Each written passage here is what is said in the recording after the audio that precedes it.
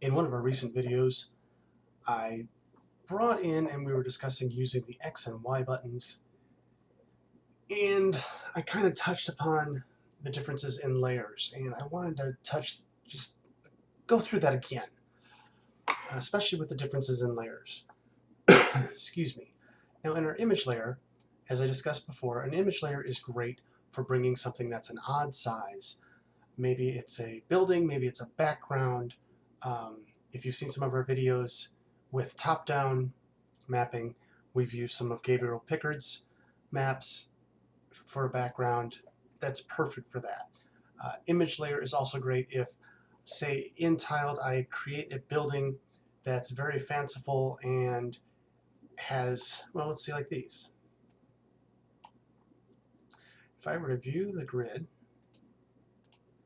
okay, you could see that the original building is smaller than once I added all these elements, design elements to it. So if I were to save this out, I could bring this in as an image.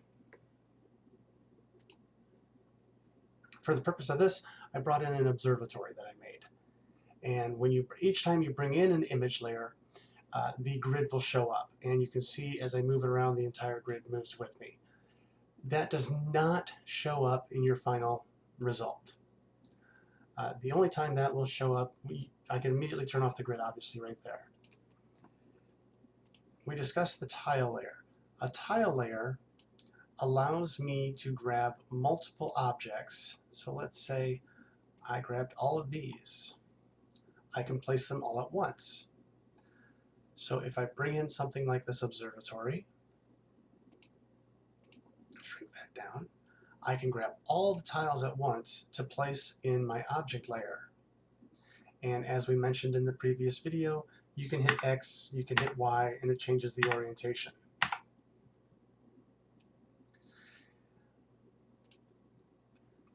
In an object layer,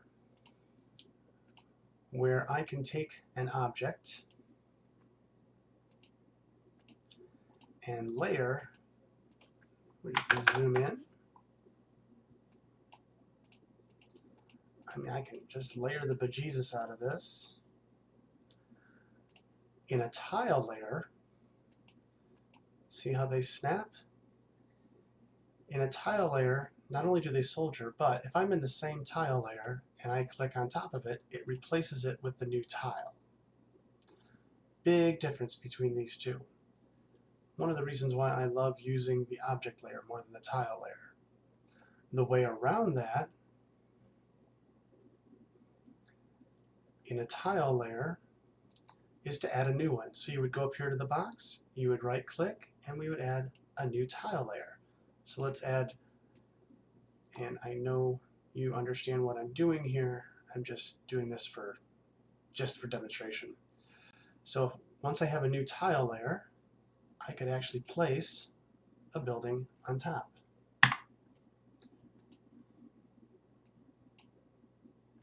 We'll zoom out one.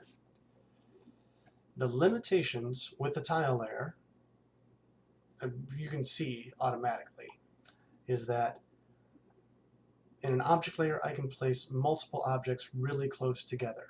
In a tile layer, you will replace objects as you click on them. As in most programs, you can hit Control-Z to go back.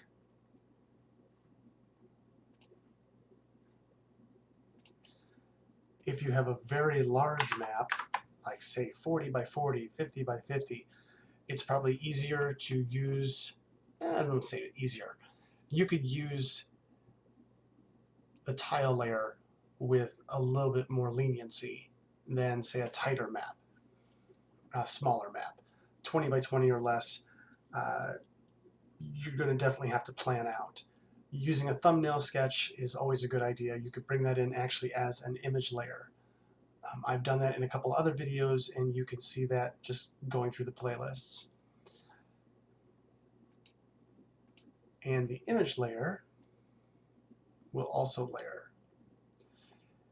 The last thing I'll touch on with this is the order in which your layers are stacked is the order in which things will appear. So you saw with this how that goes down underneath everything. If I were to bring that up, now it's on top of everything. And I can even take it down. The same thing with this tile layer. By doing that, I put the buildings on top, or I take it down. When you're building more complex maps, layering of tiles becomes important. Naming of layers of tiles. I haven't done it here. The only thing I'll do here is I'll just call this background. And you'll see over here on the right, there is a little unlock icon. Lock layers that you're not using. If I were to have several object layers, we're just going to do another object layer right on top here, and we'll do pine trees. Whoops. And click in the box so I can zoom in.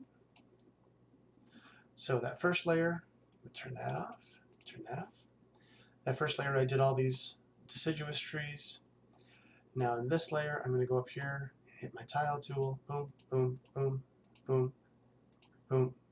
I can add pine trees. Now see what happens if I select, if I drag and select, it's going to grab everything. So to stop that,